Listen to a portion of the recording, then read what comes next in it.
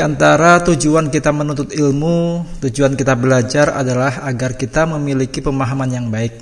Dengan memiliki pemahaman yang baik, insya Allah kita ini akan menjadi pribadi yang baik, pribadi yang benar.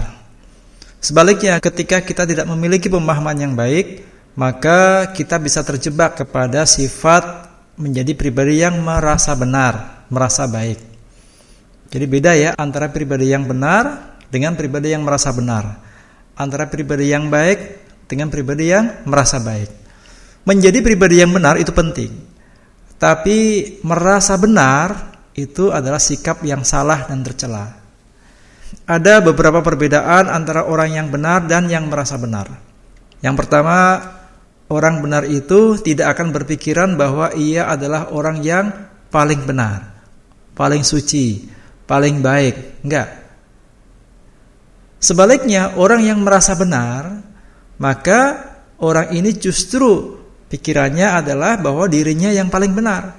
Sehingga orang lain itu dalam pandangannya adalah salah. Hanya pendapat dirinya yang benar. Karena apa? Karena dia merasa paling benar. Yang kedua, orang yang benar biasanya gampang menyadari kesalahannya ketika dia melakukan suatu kesalahan. Yang namanya manusia ya. Ya, manusia itu gampang berbuat salah, gampang khilaf, salah, hilaf dan sebagainya ya. Tapi orang yang benar jiwanya, benar pribadinya, maka ia gampang menyadari kesalahannya. Sementara orang yang merasa benar, maka ia akan sulit mengakui kesalahannya. Mengapa? Ya karena dia sudah merasa benar. Sehingga nggak perlu lagi mengakui kesalahan. Dia nggak akan pernah ngaku salah. Yang ketiga, orang yang benar setiap saat, setiap waktu dia akan melakukan introspeksi, merenung, bermuhasabah, dan selalu bersikap rendah hati. Tapi orang-orang yang merasa benar, biasanya mereka nggak perlu introspeksi, nggak perlu muhasabah, nggak perlu merenung.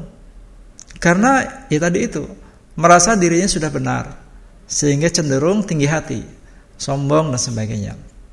Yang keempat, orang benar akan memiliki kelembutan hati, hatinya lembut.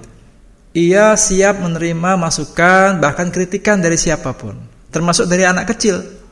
Sementara orang yang merasa benar, biasanya hatinya keras. Ia akan sulit menerima nasihat, apalagi mendapat kritikan. Akan sulit, dia akan resisten, akan melawan. Dan yang kelima adalah orang benar akan selalu menjaga perkataannya dan perilakunya. Jadi nggak gampang untuk mengucapkan kata-kata. Perilakunya juga dijaga. Ucapannya penuh hikmah, hati-hati dan sebagainya. Sementara orang yang merasa benar, biasanya dia berpikir, berkata, berbuat semau hatinya, sekehendak hatinya saja, nggak pernah memperdulikan, mempertimbangkan perasaan orang lain. Makanya kadang kata-katanya nyelekit, nyakitin ya, dan sebagainya. Pada akhirnya orang yang benar itu akan dihormati, akan dicintai, akan disegani oleh hampir semua orang.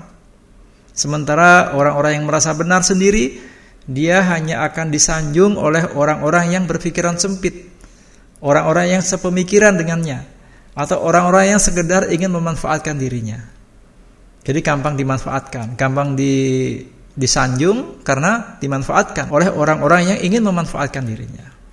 Untuk itu teman-teman sekalian, mari kita terus memperbaiki diri untuk bisa menjadi pribadi yang benar, menjadi pribadi yang baik, agar kita tidak selalu merasa benar, tidak selalu merasa paling baik. Bila kita sudah termasuk kelompok orang yang benar, orang yang baik, maka kita bertahan, kita harus istiqomah dan tetap rendah hati.